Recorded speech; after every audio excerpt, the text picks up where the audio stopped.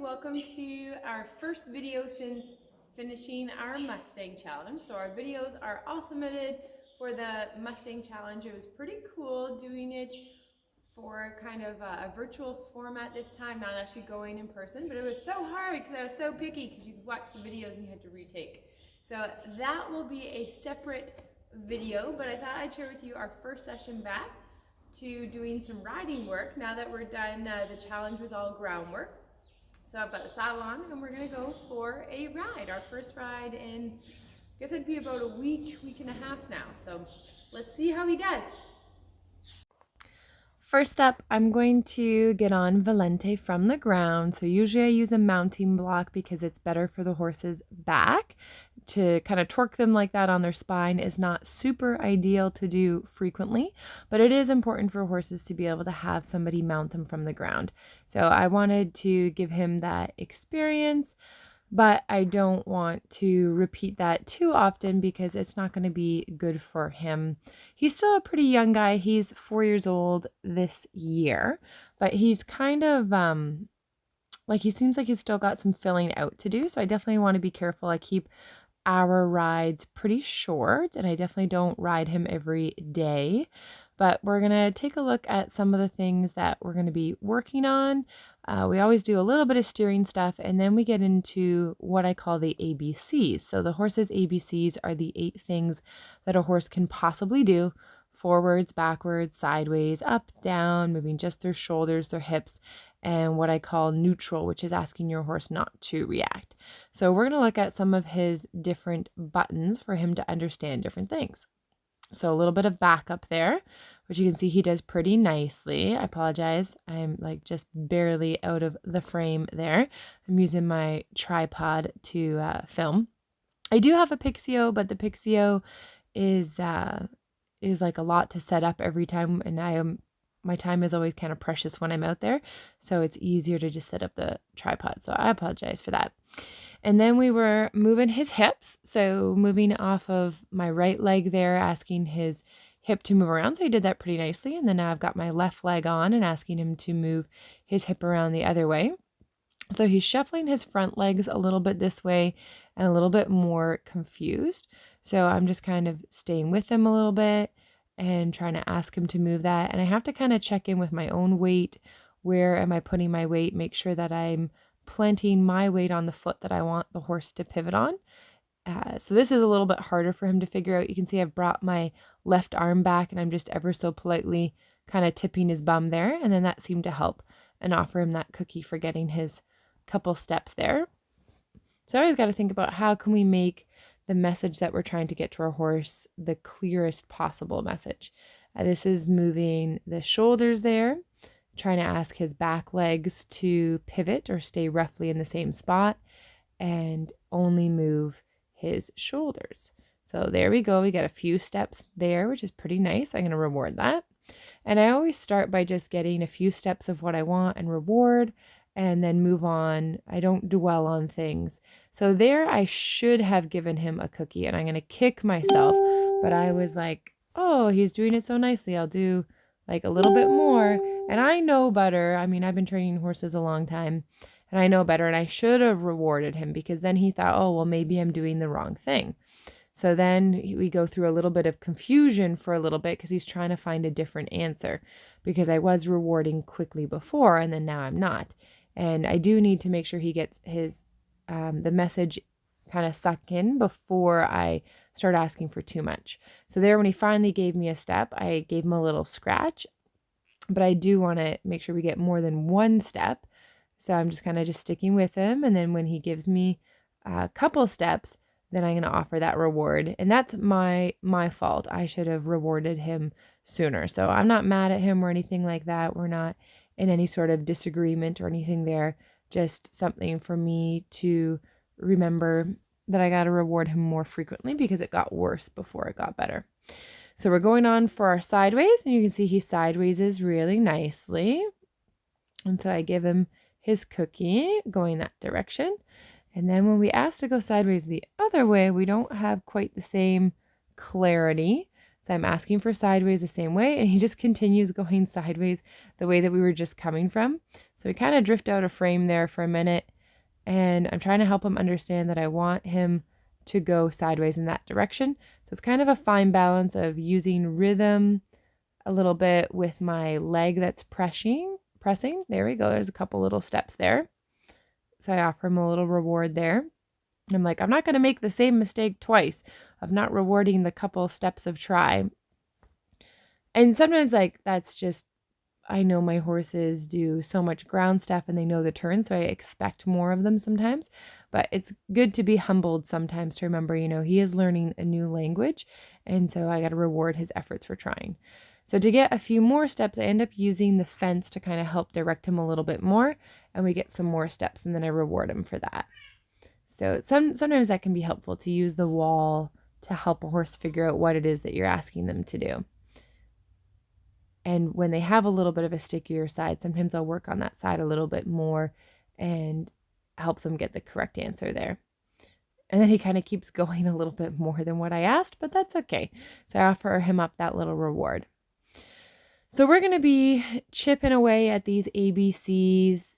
When I ride him, I'll do a little bit here, a little bit there. I don't want to stress him out over these different things, but I do want him to understand that there's more to riding than going and woeing. I want him to understand that, we can move off the legs and we can do different things. And I've been using mostly my voice to cue him for going forward, like for trotting and stuff like that. I haven't been using my legs super much. And one of the reasons why I do that is because it transitions nicely from the groundwork we do. But also, I want to make sure I get into these ABCs of moving his hips and his shoulders and moving him sideways and all that kind of stuff. I don't want him in a place where he thinks that legs just mean to go forward. So it's much easier if I just set that up to start with. So I'm just going to show you a little bit of clips just to kind of show you that I was warming him up and moving him around and practicing some transitions and practicing trotting and going around a little bit. And he was doing really nicely with all of this. He's pretty relaxed, and I can do sitting, I can do posting, and he's going really, really nicely. So I thought it would be a good time to think that this ride we could try for our first canter. So all that stuff's been going really well for him. So why not? Let's give it a go. So first we practice different, sitting trot, posting trot, transitions and different things to just help him, get on the right track. And you can see he has occasional startles there. He did a little bobble there. There's, stuff in our arena and whatnot. So he's not super bomb proof with, where he's at in his training, but I've only rode him a couple times. So we haven't done a whole lot under saddle yet. And I find that it takes a little bit of time, the same way it took time for him to develop confidence with me on the ground, where he could do a lot of different things. We're going to need miles in the saddle to also get that same type of confidence in the saddle. It's going to take a little bit of time. So before I go into doing his canter work and asking him to go and get that canter, I thought, well, let's try to set him up the same way that I've been practicing when we were doing our groundwork and our long lining. I tend to practice kind of rollbacks at this end of the arena. And so I thought, well, let's try and kind of do that a little bit. I give him the same verbal cue, and you can see we get a faster trot happening. I apologize. I go out of frame and come back in, but I left that so you can kind of see how much we drift out and how much we come back. And when he gives me a faster trot, I'm rewarding him. So we're not quite getting the canter, but I'm still going to reward the idea that he got faster because we're rewarding the little attempts at progress along the way. I make the turn the same way we do when we're long lining. So I'm trying to help him connect the dots for what it is that we do on the ground and then transitioning that in the saddle. And we practice going in both directions, and we get some nice fast trot going. And you can see I've got my reins like super slack. I'm not touching him at all, and he gets confused. So I thought, well, let's put you on the ground again, and we'll get you to do a couple strides of canter, get him to come back. And then he's just doing that at liberty. And it's not meant to punish him or anything like that. This is literally just trying to show him that's the canter cue. Remember, that's how we canter. So I'm hopping on him again, and then we're going to go out. We're going to give it a try. So we're trying our best to try to clarify for our horse what it is that we want you to do.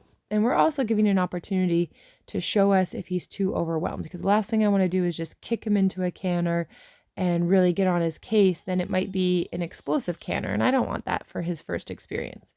So you can see he trots around pretty fast, and I'm trying to stay out of his way. He's got a nice long rein.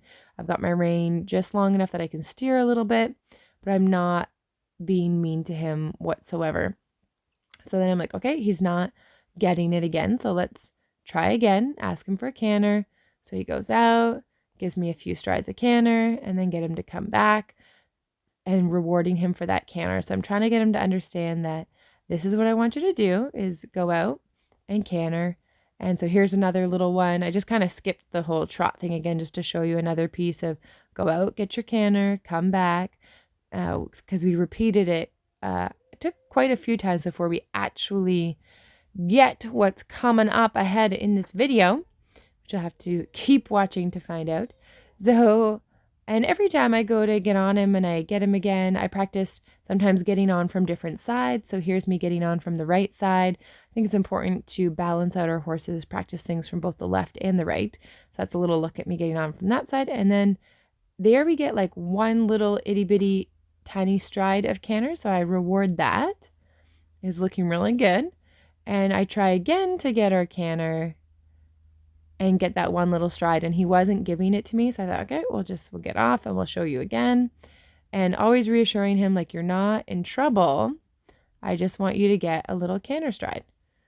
So I'm using my arm there for some rhythm to try to get the message across. As soon as he gets the canter, rewarding.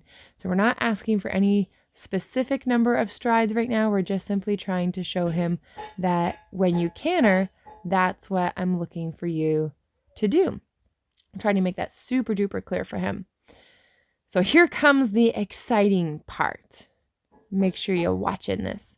So I still always reward him for letting me get on. Remember, he's not in trouble. If you can hear the clattering in the background, that is Evelyn playing with a dog bowl, because, you know, dog bowls make for great baby toys. They are the best. So we come around and I'm asking him to go and he's not quite getting it. So then I start the rhythm on my leg. I'm not hitting him. I'm just doing rhythm to try to get that canter. And then there we go with some canter. We get our first like actual few canter strides happening.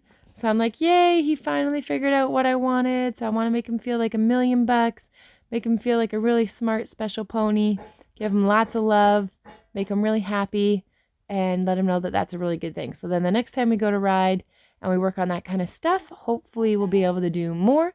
But we're keeping our rides pretty short, pretty successful, and letting him build up slowly. So I hope you guys enjoyed it. His first little canter stretch. Yay!